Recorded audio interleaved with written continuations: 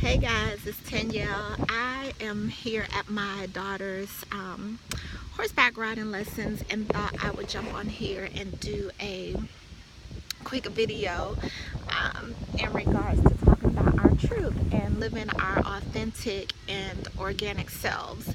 Hopefully you guys can see me. It's bright out here. I tried to kind of sit in the shadows. But I just want to talk about kind of being authentic and living in our truth. We recently took a cruise to the Bahamas, and it was great. It was fantastic. We went with 4 other couples. Of those 4 other couples, only one couple has a child, which is my grandson, my godchild, and then it was our 9 kids. So it was a total of 10 kids on the cruise. And as you all know, when you're on a cruise, you are in a confined space, and so you see, the same people kind of over and over and over. So it didn't take long for everybody to realize that the 9 kids on the cruise were our kids. And so very quickly we started getting people approaching us and saying, oh, your kids are so well behaved and they're so good, and how do you guys get them to sit down for dinner, and you guys are so well put together, and you guys look great, and just the typical stuff that we are used to hearing. I am accustomed to hearing those type of things. I tend to get compliments about my kids' behavior all the time. I personally think it is because A, it's a lot of them, and B, they're black, and so there's a stereotype of that the media puts out about how black kids act. And so when people see me walk into a place with 9 children, they automatically have preconceived notions of what's about to go down. And so when that doesn't happen, it's like, oh my gosh, wow, your kids are so good. And so to the point where I've had people buy my kids gifts.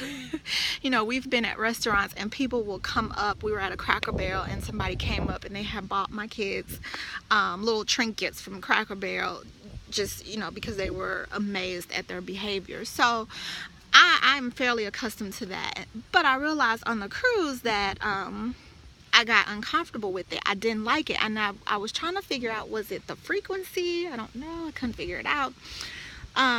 So when I got home, I met with my coach. If you don't know, I am a marriage and family therapist and life coach, and I practice what I preach. So I have a marriage therapist, and I also have a coach. And so I met with my coach and I processed with her, my feelings of uneasiness surrounding that. And what I realized is that I did not feel like I was being authentic on the cruise. And so the reason why is, of course, a total stranger.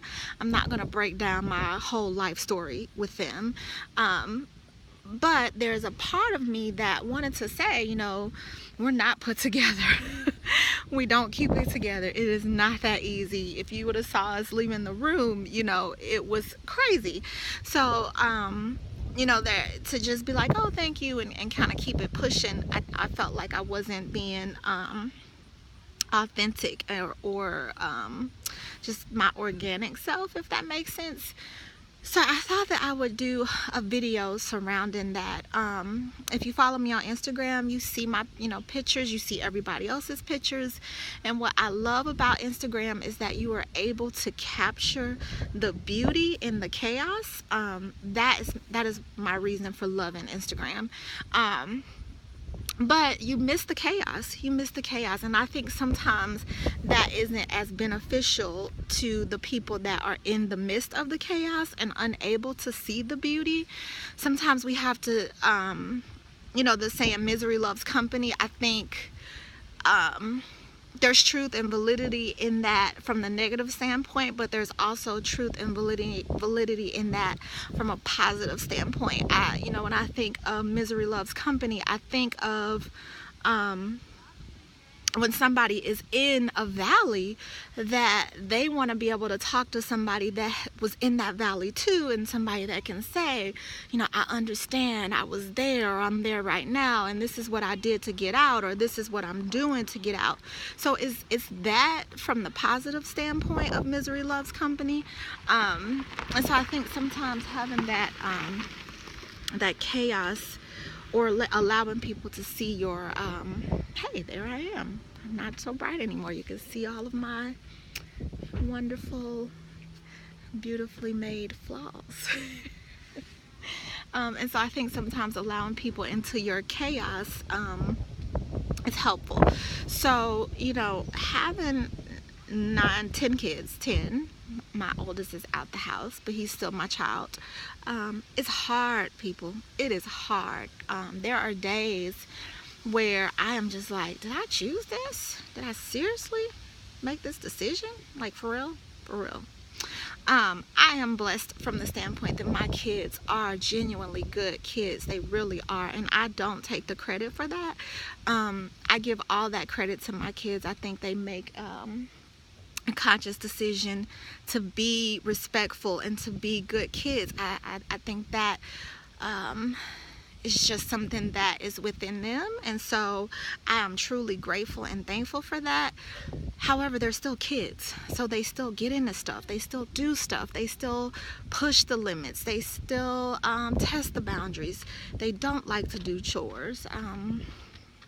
There's still all of that you know, comes along with being a parent. I still have to parent them.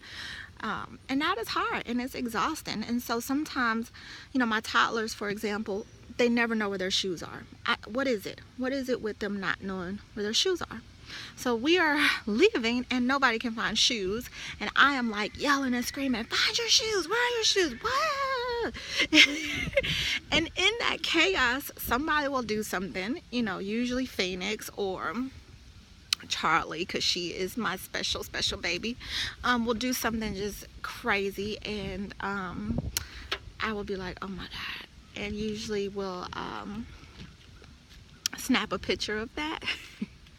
And so in the midst of the chaos, I am like snapping a picture and posting it, and so you see that picture but you don't see the chaos, you know what I'm saying? So that's what I love about Instagram, but I hate that sometimes you miss the chaotic part of it.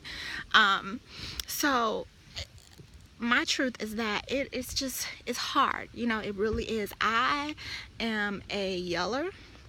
I am working hard every single day to not yell.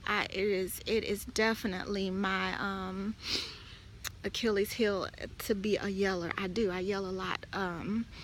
So I'm working very hard on that every day, and I think having the amount of kids that I have, the reason for that was to teach me patience and to allow grace in my life, and for me to give myself some slack and to stop and breathe and see the beauty in the chaos. I don't think that I would have been able to do that without 9 kids, 10 kids. I always forget my oldest, y'all. Lord, he was my hardest child. He was my hardest child.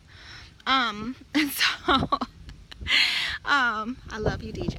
I love you. But so my truth is that I am a yeller. I just am. My kids will say, Mommy yells. And I think they're used to it. They are immune to it. It doesn't even bother them. I'm yelling to be yelling. They don't even care. It doesn't make them do anything faster or better. So I'm really working on that.